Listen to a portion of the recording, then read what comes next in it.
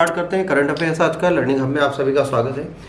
पहला लेक्चर जो आज हमारा है वो आर्टिकल 371F से रिकॉर्डिंग है। 371F क्यों जरूरी था, इसने क्या बदलाव लाए और ये किसके लिए बदलाव लाता है? बदलाव लाता है सिक्किम के लिए। सिक्किम जो एक हमारा स्टेट है उसके लिए 371F आर्टिकल बनाया गया था स्पेशली। ये एक प्रोटेक्टोरेट स्टेट की तरह हमारे लिए काम करता है और ये इसलिए जरूरी है क्योंकि इसके आसपास चाइना है। चाइना का जो तिब्बत है वो भी हमारे इसी के बॉर्डरिंग एरिया में है। चाइना भी इधर है और इधर साइड नेपाल है और ये एक ऐसा एरिया है जो वेस्ट बंगाल के साथ मिलता है और यहीं से चिकन लेग निकलती है जो बहुत जरूरी हमारे लिए है स्ट्रेटेजिक लोकेशन के लिए। अगर ये चिकन लेग बेटा हमारे पास से चली जाए तो कहीं ना कहीं हम अपने 7 सिस्टर्स में जाने का पूरा कनेक्शन खोलेंगे। तो हमारे लिए ये स्टेट बहुत जरूरी है और इसको हमने 371F आर्टिकल स्पेशली दे रखा है। इस आर्टिकल में क्या है आपको पता होना चाहिए, इस साल न्यूज में था इसलिए।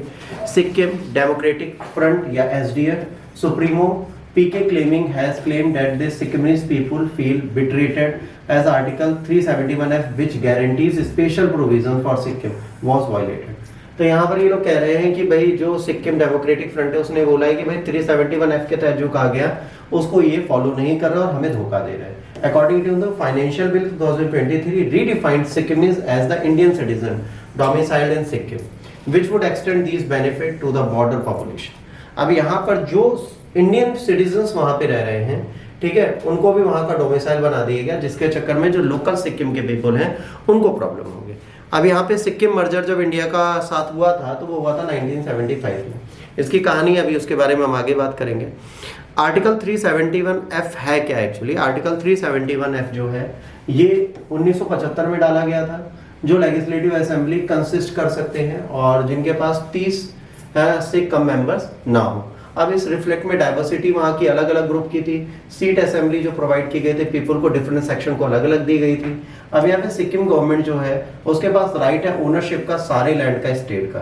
अगर वो ओन करता है कोई प्राइवेट इंडिविजुअल जो स्टेट का नहीं है मर्जर के बाद भी, उसके बाद भी इसका पूरा राइट किनके पास है? इन्हीं के पास है।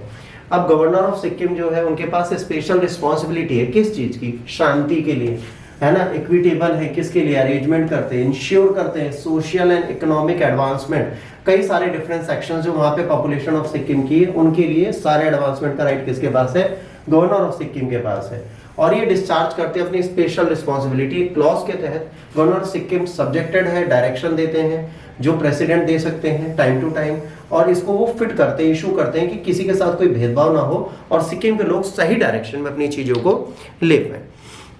आर्टिकल 370 और कहता है neither the supreme court nor any other court shall have jurisdiction in respect to the any dispute or the other matter arising out of any treaty agreement or engagement or other similar instrument relating to this Sikkim. However a specific condition allows the president to step in if need arise related to the constitutional law।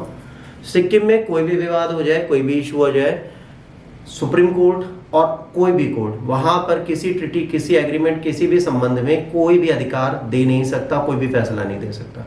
वहां पर governor के बाद अगर कोई ऐसी चीज आती है कि संविधान का हनन हो रहा है तब सिर्फ प्रेसिडेंट इंटरप्ट कर सकते हैं और कोई वहां पर नहीं जा सकता। Sikkim was an independent kingdom until 1975 when it became 22nd state of India। ये कौन सा स्टेट बना था? 22वां राज्य बना था 1975 में। ठीक, अब सिक्किम के बारे में हम लोग पढ़ लेते हैं। यहाँ पे सिक्किम कब था, क्या था? सिक्किम 1947 में इंडियन प्रिंसली स्टेट था जिसे चौंग्याल डायनेस्टी शासन करती थी। 1947 में इसको प्रोटेक्टोरेट मतलब संरक्षित राज्य की तरह भारतीय सरकार ने रखा, जैसे हमने उसको भी रखा हुआ है। किसको? भूटान। ठीक है। Assumed responsibility of defence, external affair and communication of Sikkim. ये हमने भूटान की भी ले रखी है कि एक्सटर्नल और अफेयर्स वगैरह हमारे हाथ में रहेंगे। 1947 में सिक्किम ने एक्सप्रेस किया desire greater association with India. इन्होंने कहा हमें और एसोसिएशन आपके साथ चाहिए। तो 35वां संवैधानिक संशोधन 1974 में हुआ।